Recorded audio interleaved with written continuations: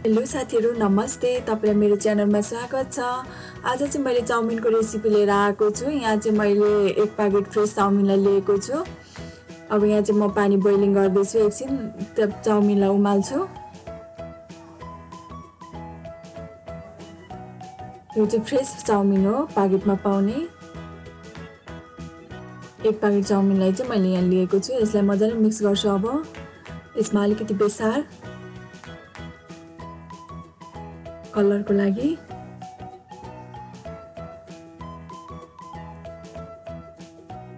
अलिकति नुन। अब यसलाई म मजाले मिक्स गरिदिन्छु। साथीहरु, मेरो च्यानललाई लाइक, सब्स्क्राइब र बेल आइकनलाई पनि दबाइदिनु होला।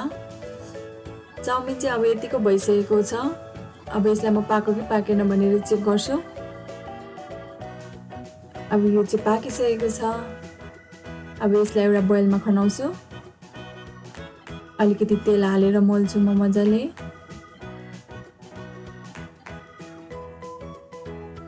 अब यसलाई चाहिने सामग्रीहरू चाहिँ यस प्रकारको छ साथीहरु। प्याजलाई यस्तो राम्रोसँग आकारमा काटेको छु। बन्दालाई लामो लामो पाराले काटेको छु। गाजरलाई पनि त्यस्तै लाम्चो लाम्चो आकारमा काटेको छु। सिमी, चना अलिकति, धनियाँ, एउटा टमाटर, जिरा धनियाँ पाउडर, सोया सस, तेल, अलिकति अजिना पाउडर, बेसार, नुन, अदुवा लसुन पेस्ट और यो खुर्सानी, बिरे नुन। यो 4टा अन्डालाई लिएको छु। प्यान बसालिसकेको छु। अब यसमा म तेल हाल्दैछु।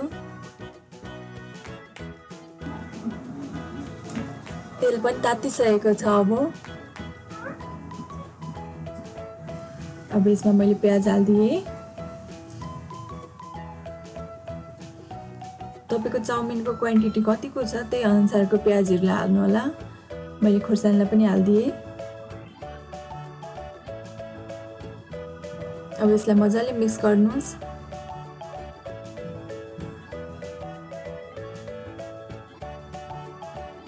अब यतिको भएपछि म अदुवा लसुनको पेस्टलाई पनि हाल्दिदैछु। यसलाई पनि म मजाले मिक्स गर्छु। अब यतिको भइसकेको छ। यसमा चाहिँ म चनालाई एड गर्दैछु। यसलाई पनि म मजाले मिक्स गर्छु।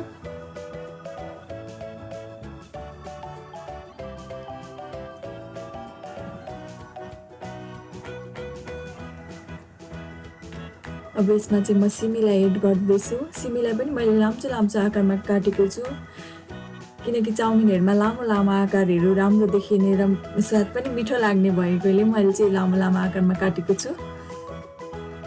कटिङले गर्दा पनि सब्जीहरुको स्वादलाई मिठो बनाउँछ जस्तो लाग्छ मलाई चाहिँ साथीहरु। तपाईहरु पनि यस्तै आकारमा काट्नु होला। हेर्दा पनि राम्रो देखिन्छ यसरी काट्यो भने। अब यसमा चाहिँ म बन्दालाई पनि हाल्दिदैछु, काटेको बन्दा। यसलाई पनि मैले लामो लामो आकारमै काटेको छु।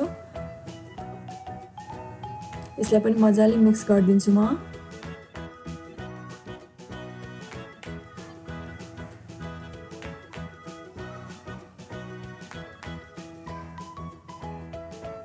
अब यतिको भइसकेको छ। यसमा चाहिँ म बेसार हाल्दिदैछु।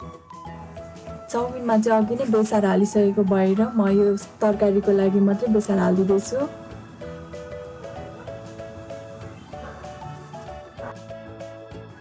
अब म मजाले मिक्स गरिदिन्छु। यसलाई मजाले मिक्स गरिदिनु। अब यो चाहिँ यतिको भइसकेको छ। यसमा चाहिँ मैले बिरे नुनलाई हाल्दिदैछु अलिकति। अलिकति नुन, अब यसलाई म मजाले मिक्स गर्छु।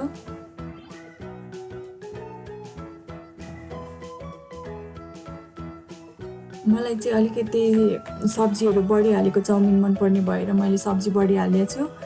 मैले यहाँ जिरा धनियाँ पाउडर, अलिकति अजिना पाउडरलाई हालेको छु। यसलाई पनि म मजाले मिक्स गरिदिन्छु।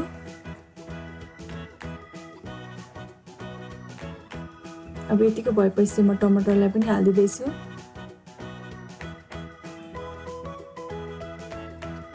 अब यसलाई म केही बेरको लागि छोपिदिँदैछु।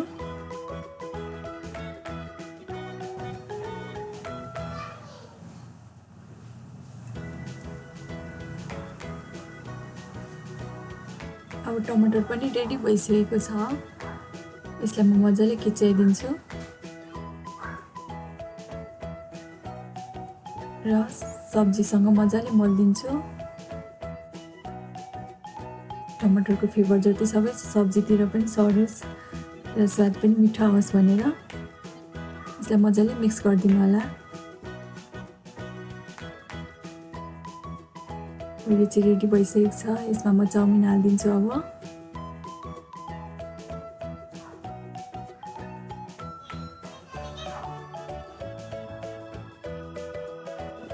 यसमा सोया सस हाल्दैछु म चाहिँ।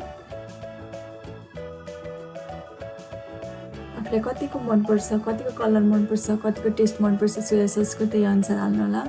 मैले चाहिँ यहाँ 2 चम्ची जति हालेको छु। अब यसलाई पनि म मजाले मिक्स गरिदिँदैछु। हेर्नुहोस् त तरकारी कति राम्रो देखिया छ। यसरी तरकारी हाल्नुभयो भने चाहिँ एकदम मिठो हुन्छ, हेल्थको लागि पनि राम्रो हुन्छ साथीहरू। चाउमिन मात्र भन्दा पनि तरकारी सरिभरि भएको राम्रो हुन्छ। अब यसलाई चाहिँ म सर्भ गर्दैछु। हेर्नुहोस् त,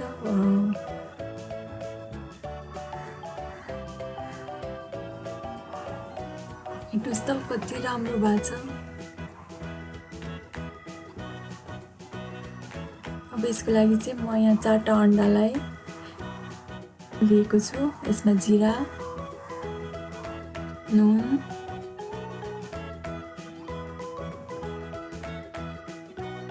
अलिकति बेसार,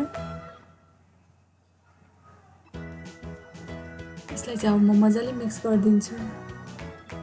अघि खानाकै चाउमिनकै प्यानमा म अलिकति तेल हालेर अन्डालाई हालिदिँदैछु।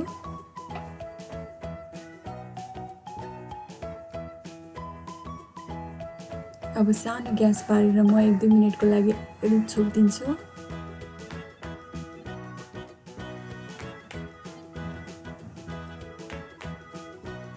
अब यसलाई म फर्काइदिन्छु।